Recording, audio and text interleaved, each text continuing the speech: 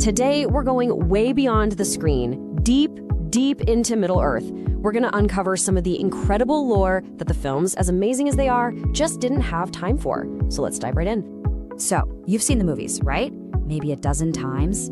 You know Frodo, you know the ring, you know all the epic battles. But what if I told you there's a whole other layer to the story? A layer hidden just beneath the surface. Because that's where things get really interesting. That's right, the films are absolutely brilliant, but they're just the tip of the iceberg. We're about to explore the deeper magic from Tolkien's other books, and trust me, it adds a whole new dimension that will completely change how you see the story. Okay, let's start with one of the most iconic scenes in the entire trilogy, Gandalf on that bridge in Khazad-dûm. We all remember that epic, you shall not pass moment, right? But what was actually happening there? What was going on at a cosmic level? This right here, this reframes everything. In the movie, what we see is a powerful old wizard squaring off against a huge fiery demon. Pretty straightforward. But the lore tells a totally different and way more shocking story. This wasn't a wizard versus a monster. This was an angel fighting a fallen angel. Yeah, you heard that right. They're the exact same type of being. They're both Maiar, these divine angelic spirits that were created before the world even existed.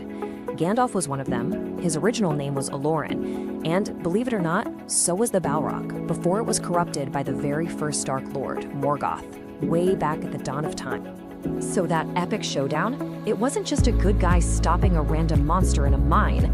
It was a battle between peers, two ancient divine beings who had probably known each other for eons, finally settling a cosmic score. That changes the entire feeling of that scene, doesn't it? All right, shifting gears from a divine conflict, let's talk about what might just be the greatest romance in all of Middle-earth. The love story between Aragorn, the mortal, and Arwen, the immortal elf, is totally central to the films, but their connection is so much deeper and more significant than you probably realize. Their shared family history goes way back. So in the ancient past, two half-elven twin brothers were born. Elrond, who we know as Arwen's dad, and his brother Elros. They were each given a choice: live forever as an elf, or live a mortal life as a man. Elrond chose to be an elf, but Elros, he chose to be a man, and he went on to become the very first king of the great human kingdom of Númenor. And Aragorn is his direct descendant, thousands of years later. So when Aragorn and Arwen fall in love, it's so much more than just a beautiful romance. It's literally a family reunion that was thousands of years in the making. Their marriage brings together these two sundered family lines of the Half-elven. It was nothing short of dynastic destiny being fulfilled. All right, let's do it. Let's tackle the one question that has been bugging fans for decades. The one you've definitely heard or maybe even asked yourself about 100 times. You know the one I'm talking about. There it is. If you've got these giant, intelligent eagles, why in the world would you walk all that way? I mean, it seems like a massive plot hole, doesn't it? Well, as it turns out, Tolkien had a very specific, lore-based answer for this. Okay, let's break this down. First off, the eagles are not some kind of fantasy Uber service. They are divine servants, spies for the top god Manwë. Now, these gods, called the Valar, had a super strict non-interference policy. They were forbidden from getting directly involved in the war against Sauron. That's why they sent wizards like Gandalf, but even they had their powers restricted.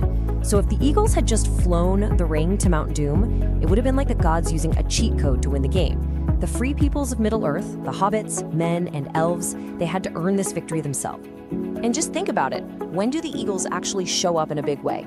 At the very end, to rescue Frodo and Sam after the ring has already been destroyed, after the game is won. They are not a tool for winning the war. They're the reward for a victory that was won the hard way. So when you put all these pieces together, you know, the divine conflict, the dynastic destiny, the rules of the gods, you start to see a very different picture of Middle-earth emerge. What once seemed like a classic, if incredible, fantasy adventure, well, it transforms into something so much bigger.